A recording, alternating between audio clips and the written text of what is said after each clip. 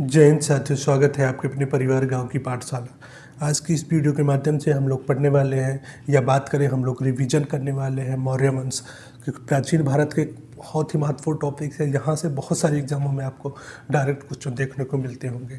तो शुरुआत करते हैं इस रिवीजन सीरीज का, जो कि नेक्स्ट वीडियो है, क्योंकि इससे पहले हमने काफ़ी वीडियो जो कि प्रागैतिहासिक काल, आदिऐतिहासिक काल, साथ ही साथ अगर बात करें तो सिंधु सभ्यता, इन सभी महत्वपूर्ण कुछ वीडियो को अपलोड कर दिया है। यदि आपने पिछले वीडियो नहीं देखे तो आप उनको भी देख सकते हैं, साथ ही साथ प्लेलिस्ट के माध्यम से आप उनको जाकर के देख सकते हैं। तो शुरुआत करते हैं अब आज के इस टॉपिक को, यानी कि मौर्य एम्पायर के बारे में। तो सबसे पहले यही कि आपसे क्वेश्चन पूछता है कि मौर्य वंश के बारे में जानकारी कहाँ कहाँ से मिलती है। तो अगर जानकारी उसके स्रोतों की बात करें तो एक पुरातात्विक स्रोतों से मिलती है, कुछ विदेशी यात्रियों का विवरण है जिसमें मौर्य वंश की जानकारी मिलती है, वहीं जो कि साहित्यिक स्रोत, इन तीनों से कहीं ना कहीं मौर्य वंश की जानकारी मिलती है। तो आपसे यही क्वेश्चन पूछता है कि मौर्य वंश की जानकारी किन किन स्रोतों से मिलती है। तो पुरातात्विक स्रोत, विदेशी यात्रियों का विवरण, साहित्यिक स्रोत। अगर पुरातात्विक स्रोतों की बात करें तो जूनागढ़ अभिलेख, जो कि आप देखते हैं जूनागढ़ अभिलेख गुजरात से प्राप्त होता है। वहीं साहेगौर अभिलेख, अशोक के अभिलेख, भवन, स्तूप, गुफा, साथ ही साथ जो मुद्राएं, जो कि आपसे पूछता है कि मौर्य वंश में कौन कौन सी मुद्राएं चलती है, तो पंचमार्क या आहत पंचमार्क चलती थी। वहीं मृदभांड, जो कि बर्तन प्राप्त हुए थे, तो इनसे भी मौर्य वंश के बारे में जानकारी मिलती है। तो आप इसको याद कर सकते हैं।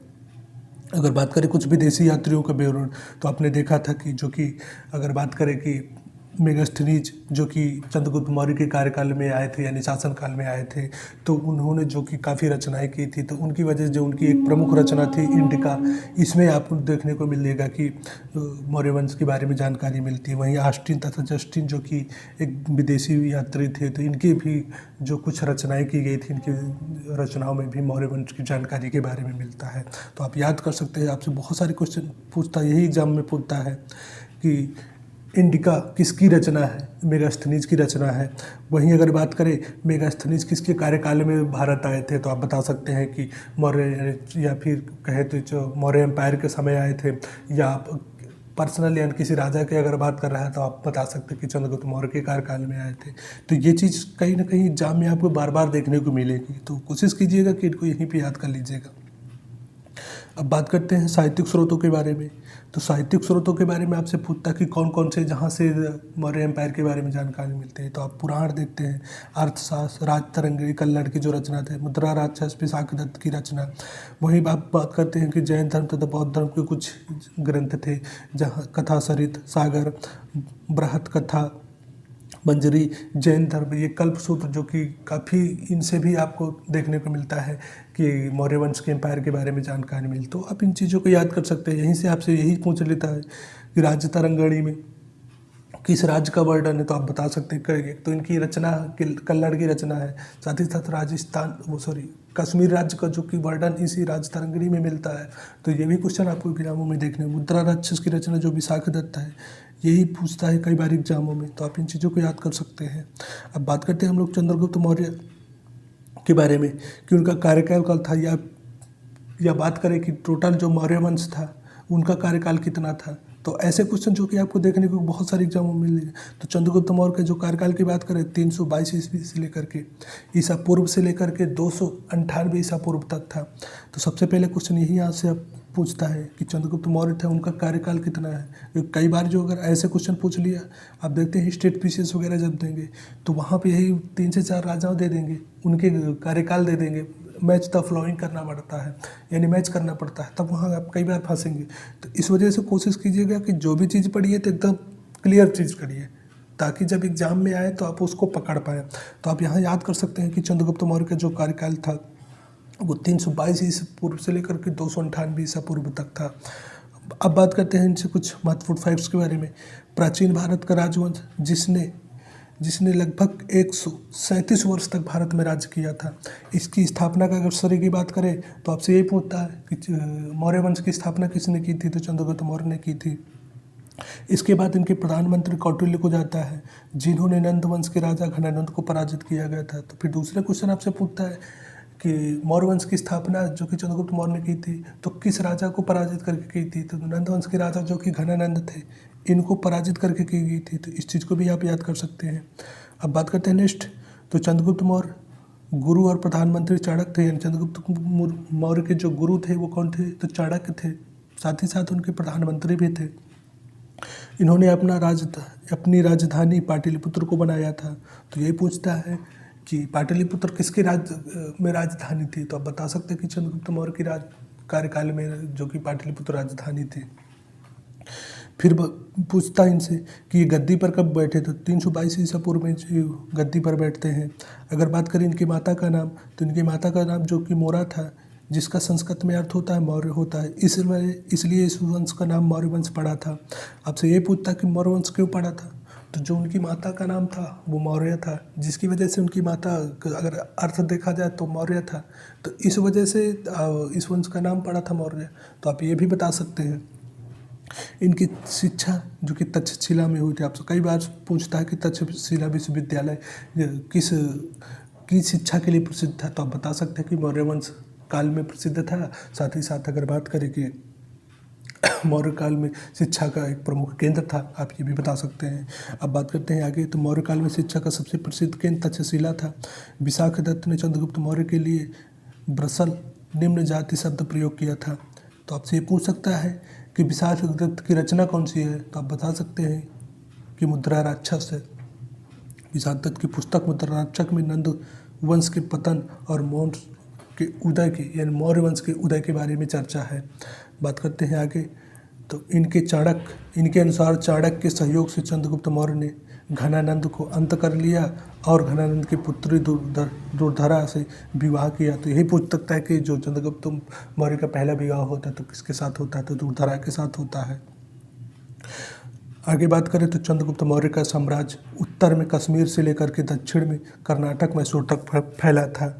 यानी उत्तर में कश्मीर से लेकर के अगर बात करें तो जो कि दक्षिण में कर्नाटक तक फैला था। ये चीज़ आपको, क्योंकि कई बार यहाँ से क्वेश्चन आपको बनते हैं, जब ऐसे क्वेश्चन आप पूछ लेते हैं तो फिर कई बार आप क्वेश्चन फंसेंगे। तो जैसे कि कश्मीर से लेकर के कर्नाटक दक्षिण तक फैला था। अगर वहीं उत्तर पश्चिम की बात करें तो उत्तर पश्चिम ईरान, साथ ही साथ ईरान से लेकर के अगर वहीं पूरब की बात करें तो पूरब में बंगाल तक फैला था। तो इस चीज़ को आप कोशिश कीजिएगा कि इन चीज़ों को मैप के माध्यम से बना करके नोट कर लीजिए, क्योंकि जब ऐसे क्वेश्चन आते हैं एग्जामों में तब बहुत सारे कन्फ्यूज़न क्रिएट करता है। तो इस चीज़ को आप नोट कर सकते हैं। अब बात करते हैं आगे, तो चंद्रगुप्त मौर्य जब मगध का शासक बना था तब यूनानी आक्रमण सेल्यूकस निकेटियन ने, यानी सेल्यूकस निकेटियन लगभग 305 ईसा पूर्व में आक्रमण कर दिया था। तो आपसे यही पूछेगा कि सेल्यूकस निकेटियन किसके समय में भारत पर आक्रमण किया था, तो चंद्रगुप्त मौर्य के समय किया था। किंतु चंद्रगुप्त मौर्य ने उसे पराजित कर दिया और उसकी बेटी हेलेना से विवाह कर लिया। दहेज में जो एरिया लिया था हेरात, साथ ही साथ कांधार, बलूचिस्तान, वहीं काबुल जो कि दहेज में सेल्यूकस निकेटियर से ले लिया था। तो इस चीज़ को भी आप याद कर सकते हैं। अब बात करते हैं आगे, क्योंकि एक रिवीजन सीरीज है तो कोशिश कीजिएगा कि जितना ज़्यादा से ज़्यादा इस चीज़ों को आप फैक्ट्स को पकड़ पाएँ, क्योंकि रिवीजन करने का मतलब तभी है जब आप चीज़ों को ज़्यादा से ज़्यादा पकड़ पाएँ। अब बात करते हैं आगे, तो इस बात का उल्लेख एपियानस नामक यूनानी ही देता है। यानी एपियानस नामक यूनानी बताता है कि जब सेल्यूकस निकेटियर उन पर आक्रमण करता है तो चंद्रगुप्त मौर्य उन्हें हरा करके हेरात, बलूचिस्तान, काबुल, कंधार जैसे एरियाओं को उनसे ले लेता है। साथ ही साथ उनकी जो पुत्री होती है हेलेना, उससे शादी कर लेता है। तो ऐसी जानकारी आपको कौन देता है, तो एपियानस नामक एक यूनानी था जिसने ये जानकारी देता है। अगर बात करें आगे, तो चंद्रगुप्त मौर्य ने सेल्यूकस निकेटियर को 500 हाथी उपहार में दिया था। भारतीय इतिहास का प्रथम महान सम्राट चंद्रगुप्त मौर्य को माना जाता है या कहा जाता था। बात करें आगे, तो सेल्यूकस निकेटियर ने अपना एक राजदूत मेगास्थनीज को चंद्रगुप्त मौर्य के दरबार में भेजा है। तो कई बार आपको एग्जामों में यहाँ से देखने को मिलता है। तो चंद्रगुप्त मेगास्थनीज किसके कार्यकाल में भारत आए थे, तो अगर बात करें तो चंद्रगुप्त मौर्य के कार्यकाल में आए थे। यूनानी लेखक पाटलिपुत्र को पोलीवृथा कहते थे। तो ये पूछ सकता है आपसे कि पाटलिपुत्र को पोलीवृथा किसने कहा था, तो मेगास्थनीज ने कहा था। अगर बात करें मेगास्थनीज की पुस्तक इंडिका से मौर्य वंश की जानकारी मिलती है। इंडिका में लिखा है कि मौर्य काल में का जो समाज था 7 भागों में बटा था। तो बहुत सारे आपको यहाँ से क्वेश्चन देखने को मिलेंगे। कौन कौन थे, तो दार्शनिक थे, अहीर थे, सैनिक थे, किसान थे, निरीक्षक, कारीगर, साथ ही साथ सभासद। ये जो मौर्य काल में समाज था 7 भागों में बटा था। वहीं जब हमने वैदिक काल में पढ़ा था तो आपने देखा था कि वैदिक काल में जो वर्ण व्यवस्था थी वो 4 थी। तो उस चीज़ को भी रिलेट करके क्योंकि यहाँ से आप पढ़ सकते हैं। अब बात करते हैं नेक्स्ट के बारे में। इनमें से सर्वाधिक संख्या किसानों की थी तथा भारतीयों को लिखने में रुचि नहीं थी। तो इस चीज़ को भी आप याद कर सकते हैं। चंद्रगुप्त मौर्य ने बंगाल अभियान भी किया था, जिसकी जानकारी महास्थान अभिलेख से मिलती है।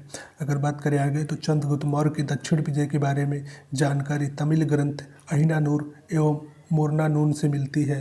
तो इस चीज़ को आप लिख सकते हैं, नोट कर सकते हैं, क्योंकि ये बहुत सारे एग्जामों में पूछता है कि चंद्रगुप्त मौर्य का दक्षिण विजय का अभियान किस ग्रंथ से मिलता है। तो तमिल ग्रंथ ही अहिनानूर तथा मोरनानून से तथा अशोक के अभिलेखों से मिलती है।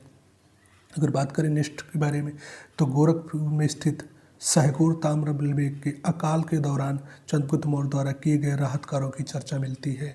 जैन ग्रंथ रजावली में उल्लेख मिलता है कि चंद्रगुप्त मौर्य अपने पुत्र बिंदुसार को गद्दी सौंप दिया था। तो ये आपसे पूछता है कि जो सहगोर अभिलेख है वो कहाँ से मिला था, तो गोरखपुर से मिला था। साथ ही साथ उसमें किसका वर्णन है, तो अकाल का वर्णन है। ये चीज़ भी कोशिश कीजिएगा कि लिख लीजिएगा। साथ ही साथ किस प्रकार का अभिलेख था, तो ताम्र अभिलेख था। अगर बात करें नेक्स्ट के बारे में तो जैन ग्रंथ रचनावली में उल्लेख मिलता है कि चंद्रगुप्त मौर्य अपने पुत्र बिंदुसार को गद्दी सौंप दिया था। बात करें आगे तो चंद्रगुप्त मौर्य को जैन धर्म की शिक्षा भद्रबाहु के नेतृत्व में मिली थी।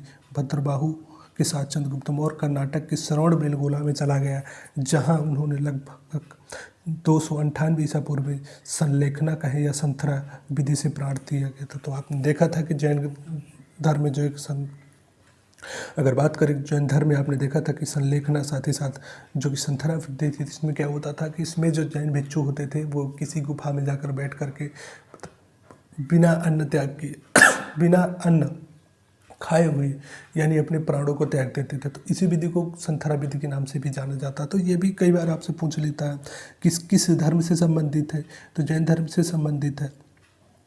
अब बात करते हैं आगे तो रुद्रदामन के जूनागढ़ अभिलेख गिरनार और गुजराती जानकारी मिलती है, यानी गिरनार से गुजरात की जानकारी मिलती है कि चंद्रगुप्त मौर्य के राज्यपाल जो कि पुष्पगुप्त ने सरकारी खर्च से गुजरात के सौराष्ट्र में सुदर्शन झील का निर्माण कराया था। तो आपसे यही पूछता है कि सुदर्शन झील का निर्माण किस अभिलेख से मिलती है, तो जूनागढ़ अभिलेख से। जूनागढ़ अभिलेख कहाँ से मिला था, तो गुजरात से मिला था। इसका निर्माण किसने कराया था, तो चंद्रगुप्त मौर्य के जो राज्यपाल पुष्पगुप्त था उसने कराया था।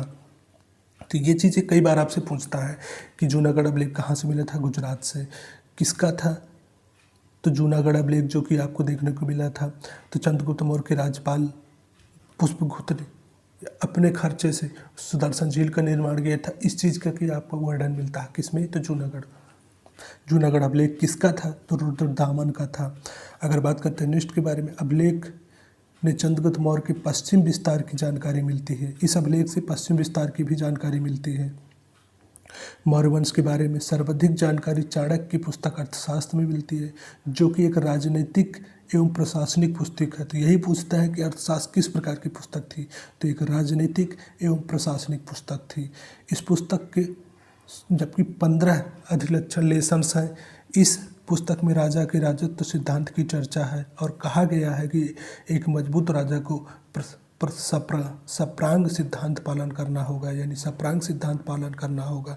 इस बात की चर्चा कहाँ पे है, मिलती है, तो इस बात की चर्चा जो कि आपको देखने को मिलती है अर्थशास्त्र में।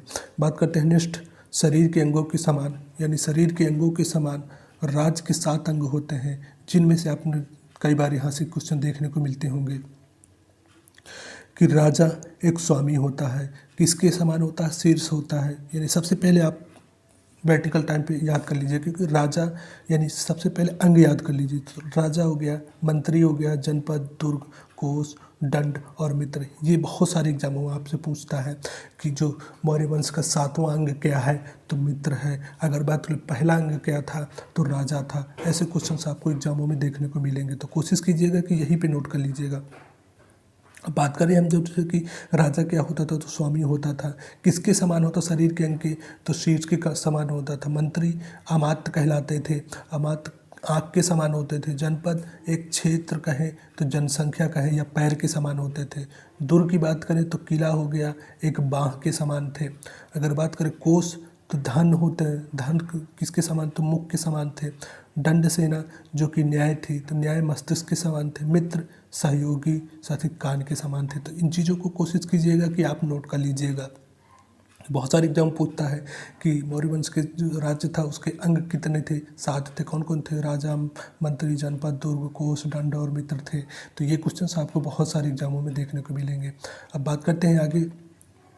तो चाणक्य को विष्णुगुप्त या कौटिल्य भी कहते हैं। ये तक्षशिला के ब्राह्मण थे।